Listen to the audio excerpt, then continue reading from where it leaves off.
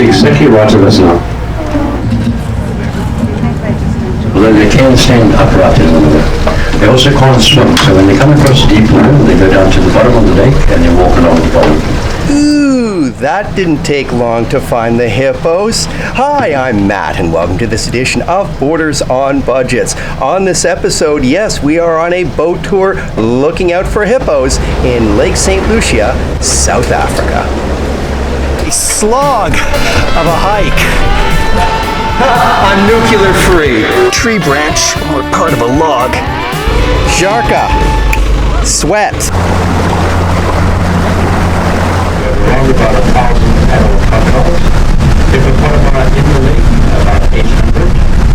Being a wetland, we have huge amounts of grassland. And it's absolutely perfect for hippos. Their favorite was country grass. And this area is abundant with it.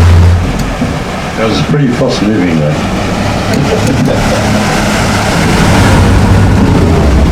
We only have the one species in southern Africa, the Nile crocodile.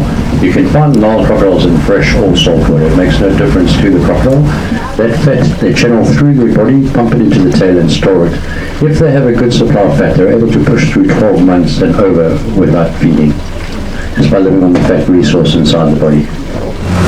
The iSimangaliso Wetland Park starts at Cape St Lucia in the south and extends 200 kilometers north to the Mozambique border. I love this prop on board, the Fannas.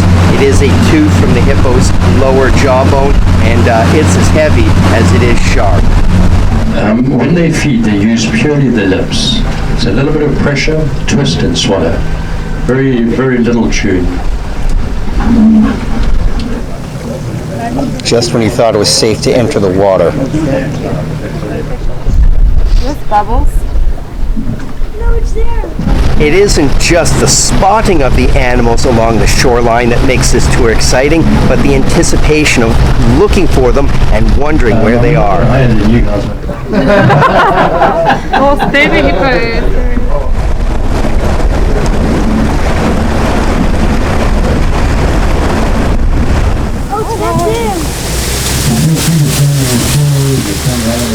A little bit down? They just look like rocks though. Oh, those Look at things. rocks. Yeah, the rocks. Oh. The little shiny rocks. Shiny. For young males in the family, 3-ton rocks. maturity around about 4 years old.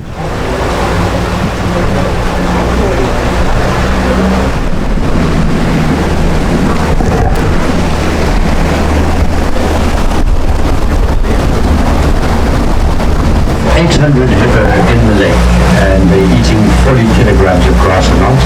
It means every day they produce 32,000 kilograms of hippo food back into the lake. So the bigger question is, what can eat 32,000 kilograms of hippo food every day? The answer to that is only prawns. Well, not surprisingly, in addition to the hippopotamuses and the crocodiles, there is an abundance of wildlife in Lake St Lucia and the estuary. It's a forest cobra. So just focus on that branch. It's the first branch of the tree. It's broken off. You've seen them? No. These forest cobras also come into the lake and fish as well. They catch fish as part of their diet. Oh,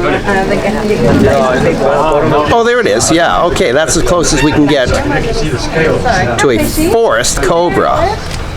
There he is. Can you see that dark shape?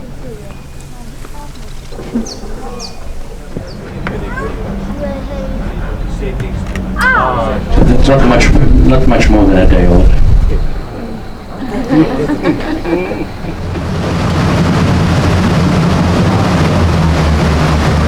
And as the sun sets, the boats return to St Lucia. You can see the fish eagle on the left. And with the mother and her calf, this seems to be an appropriate spot to end the story here along Lake St Lucia. This has been another edition of Borders on Budgets. A reminder, Borders on Budgets. Local people, natural sounds, not a lot of money. From the iSimangaliso Wetland Park in South Africa, hugging the Indian Ocean, thank you very much for tuning in, and I look forward to seeing you on the next episode.